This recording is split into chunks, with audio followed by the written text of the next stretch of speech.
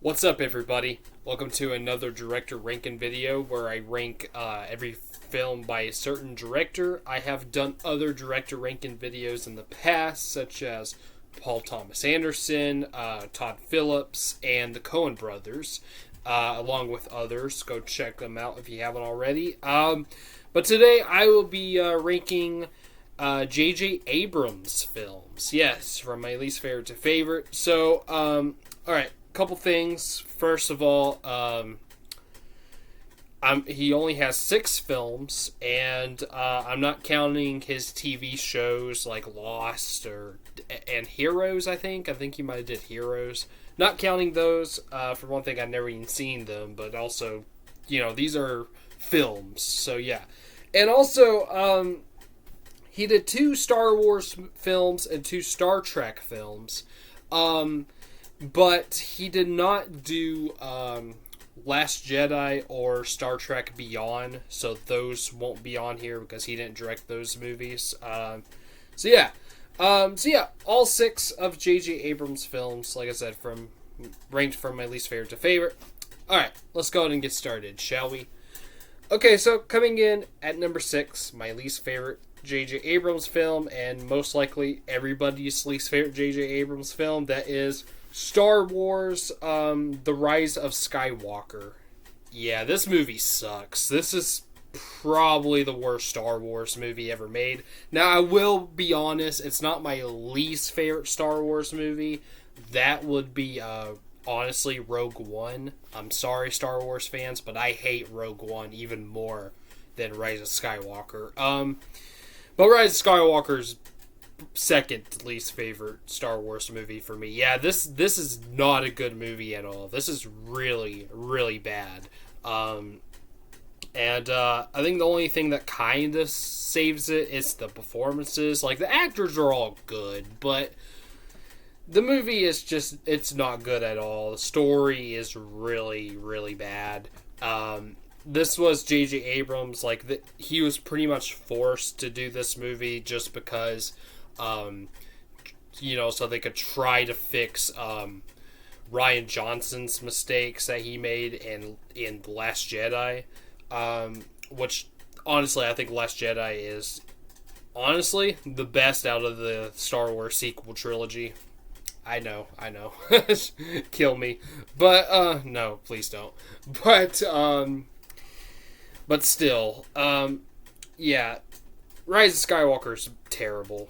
And that's why it's my least favorite J.J. Abrams film. Okay, coming in number 5. Now, this one isn't even as close as bad as Rise of Skywalker, but I still didn't really like it all that much.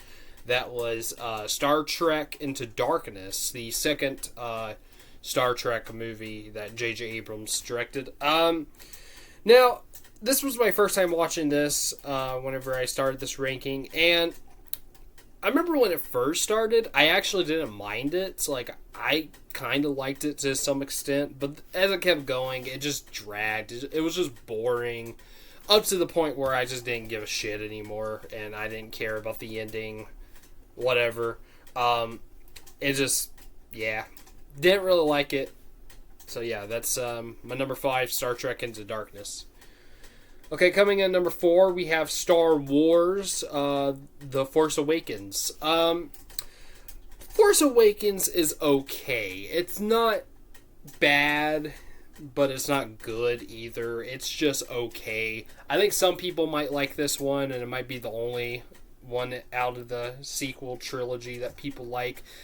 I'm not a fan of it. I just think it's okay, but I don't think it's a great Star Wars movie. It's for like a science fiction, kind of like, say if it wasn't a Star Wars movie, it was just like a knockoff of Star Wars, and it would be decent. But yeah, it's an okay movie, but not a good Star Wars movie. So yeah, don't really have much to say about that. Just, performances are still good, though.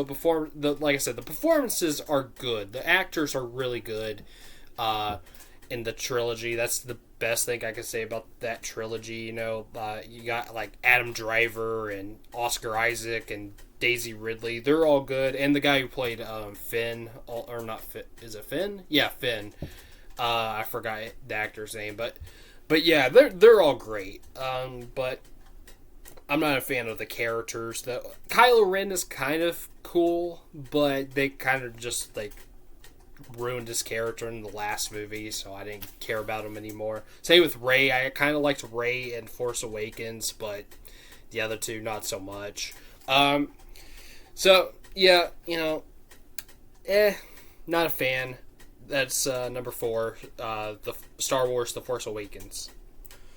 Okay, so coming in at number 3, along with Star Trek Into Darkness, this one was also a first-time watch for me, and that was Mission Impossible 3.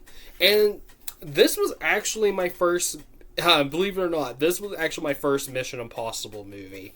The reason why is because I didn't really have any interest in watching the Mission Impossible movies.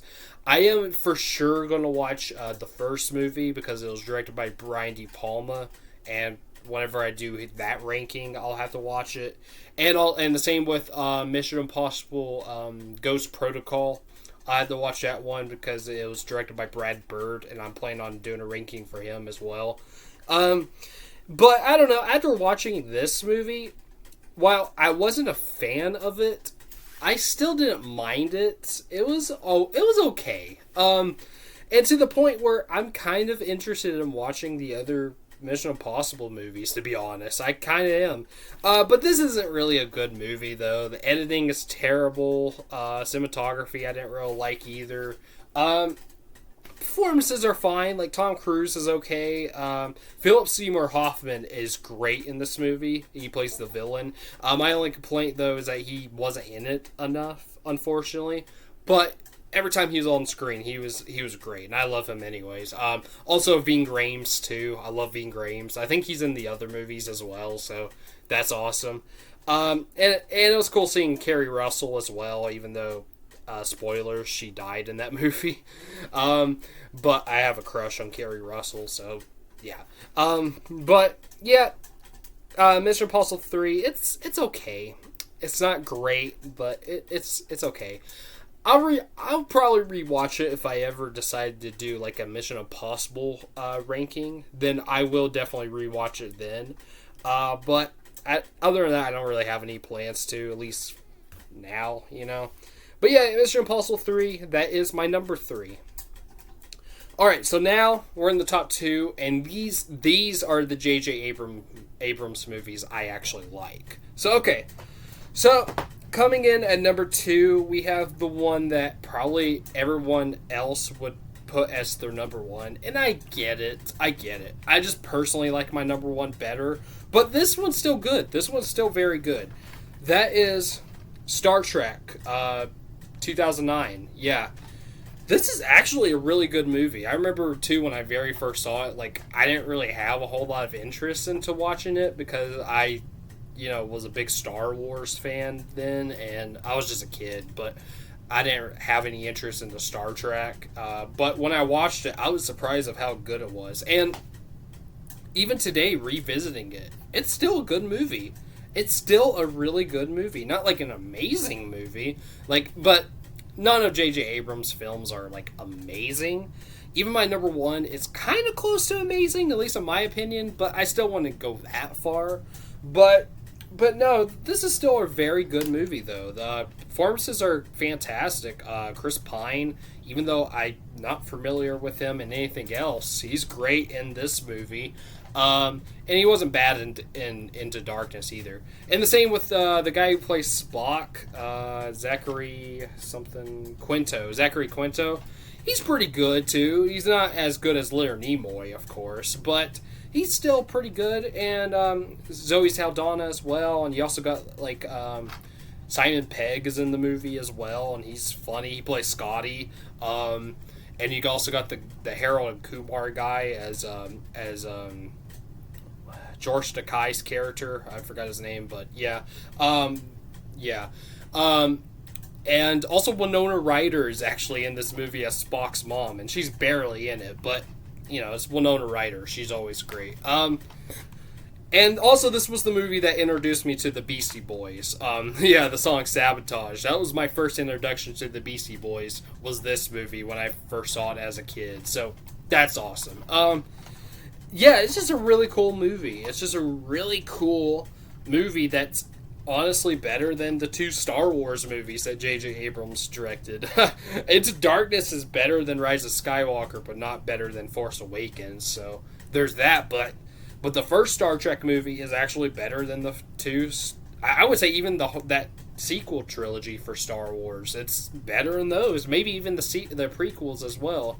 Did I say prequel? I meant to say sequel earlier. But although I will say, of course, Revenge of the Sith I like better than this movie, but this is possibly better than that as well. So yeah, but no, yeah, really good movie. I like it a lot. Star Trek 2009. That is my number 2, and would be my number 1 if it wasn't for this movie. And if you know what's left, then you know.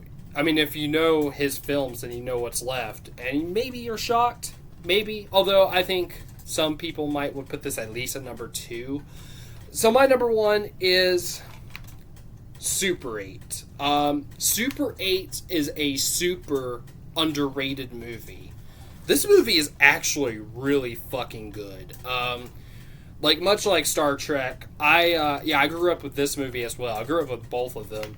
But I always like Super 8 better.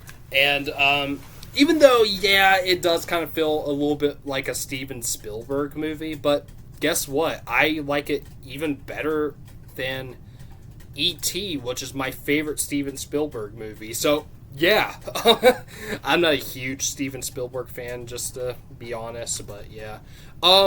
He actually produced this movie, too. But this movie is amazing. This movie, I said it not quite amazing, but close to amazing. This movie's really good.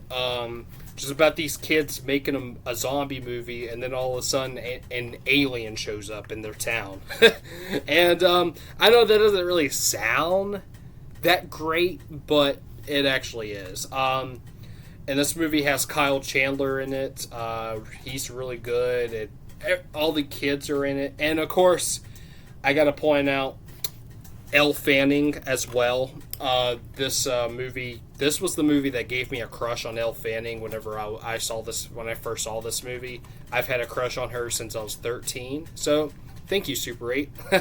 But yeah, she's amazing in this movie too. Probably the best out of the child actors, but everyone else is good too. Like the kid who plays Joe, I think is his name, the main character. I don't know the actor, but he's really good. It's just a really good movie. Really good. I mean, of course, you got your typical lens flares and the cinematography. I mean, what's a J.J. Abrams movie without it, whatever. I will say, though, I do kind of feel like this movie could have been a little bit longer. That's my only complaint about this movie, is I wish it was longer. Because it honestly feels... I mean, it's not really long to begin with, but it feels like it's shorter than it is, unfortunately. So it's pretty fast-paced, and I don't really like that.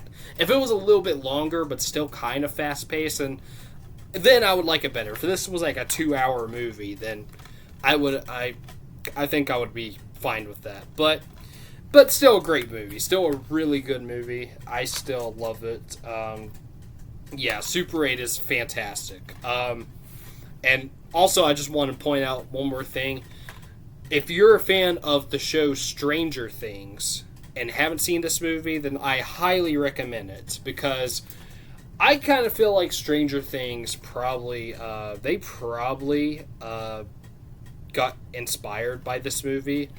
Like, I definitely can see that. I haven't really watched the show all that much. I think I've only seen the first 2 episodes of Stranger Things, but still. But even from watching those first 2 episodes, I still feel like it's similar to Super 8. But yeah, Super 8 is great. In my opinion, it's J.J. Abrams' best movie. I mean, you can debate whether or not this or Star Trek is, but I think most people will agree that these 2 movies are better than the other 4 that I mentioned. But yeah, though, I love Super 8, and it is my number 1 favorite J.J. Abrams movie. Yes. Alright, there we go. There is my ranking for J.J. Abrams films. So, in the comments, please give me your ranking for J.J. Abrams films, and if you haven't seen them all, that's fine. Just say what your favorite and least favorite J.J. Abrams movies are. Okay, so, please like, subscribe, comment, and hit the bell, and I'll see you later. Okay. Peace.